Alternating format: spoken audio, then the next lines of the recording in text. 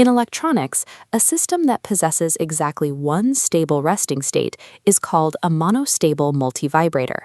For decades, the industry standard for engineering this specific behavior has been the 555 timer integrated circuit. Picture a heavy steel sphere sitting in a deep basin. It is at rest, and it will stay there indefinitely until a kinetic impulse forces it up the steep incline. But it cannot stay there. Gravity guarantees that after a strictly defined period of time, it will inevitably roll back down to its original resting state. Looking at this comparative table, the monostable column outlines the core function. It maintains one stable state and one quasi-stable state. Its entire job is to sit quietly until triggered, at which point it generates a single, tightly controlled output pulse of a fixed duration. The monostable timer acts as an analog to digital bridge. It takes a raw, unpredictable physical input, like the press of a button, and outputs a clean pulse of mathematical certainty. To build this single pulse generator, we wire the 555 timer like this. Pins 7 and 6 are bridged together, tying them to the supply voltage through resistor R1 and to ground through capacitor C1. These act as the timing core. Inside the silicon, the 555 monitors these external components using two separate voltage comparators. Think of these as internal decision engines, continuously checking the external voltages against strict internal rules.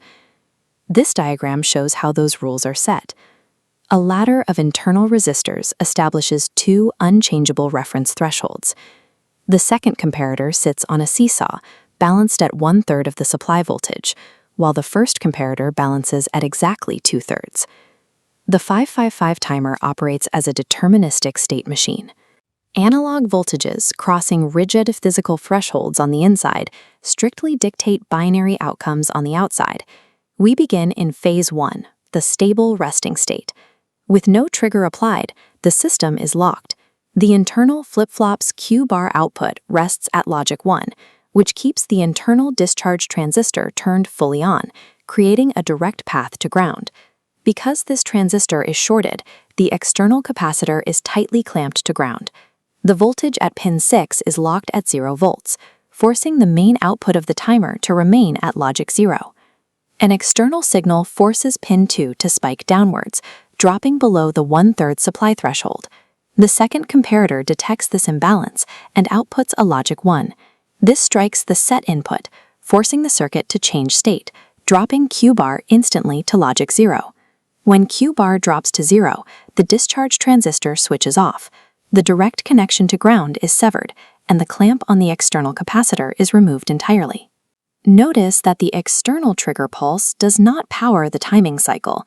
Its only job is to remove that ground clamp, allowing the natural physics of the external components to take over. With the clamp removed, we enter phase 3, the unstable charging state. The IC output is now driven high to logic 1. Current flows smoothly from the supply voltage down through external resistor R1 and begins charging capacitor C1. As the capacitor charges, the voltage at pin 6 slowly climbs toward the supply voltage. It traces a predictable exponential curve, strictly governed by the values of the external resistance and capacitance.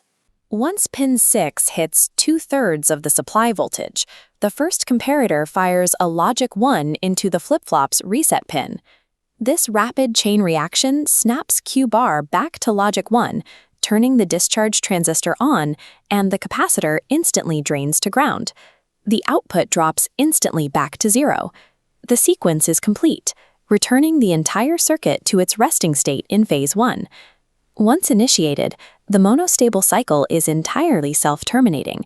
It operates completely independent of the trigger, governed solely by the capacitor reaching its physical voltage limit. By aligning these three waveforms, the mechanism becomes visible.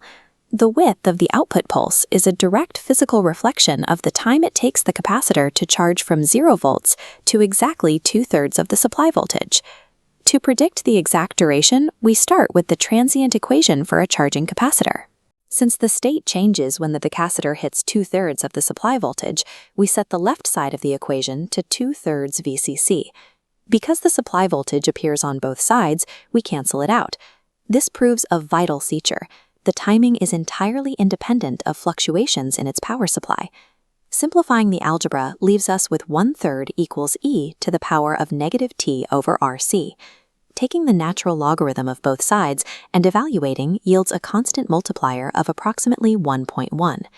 The ubiquitous 1.1 formula found in every datasheet is not an arbitrary rule. It is the pure mathematical inevitability of tracking an exponential curve to exactly 66.6% of its maximum capacity. Treating the timer as an analog computer lets us engineer precision delays.